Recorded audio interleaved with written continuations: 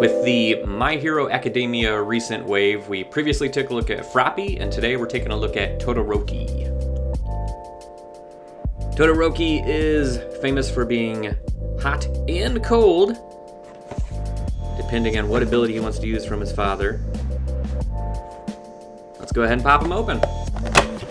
So as I mentioned in the Froppy video, the recent wave from My Hero is actually really cool. They did a lot of neat design tricks with these, and I'm excited to see how Todoroki looks all around with the element effects. Here we go. So you can see how it's a little translucent for the fire and the ice. Neat how it's going up his arm and encasing his foot and on his knees.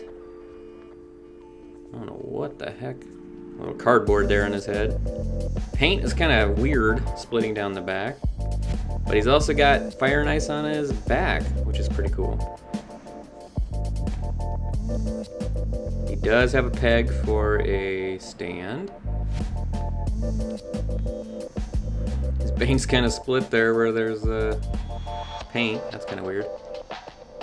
But yeah, this one's gonna look really cool, spinning on the stand, the light coming through. So that is Todoroki. Pretty slick pop. Thanks for watching.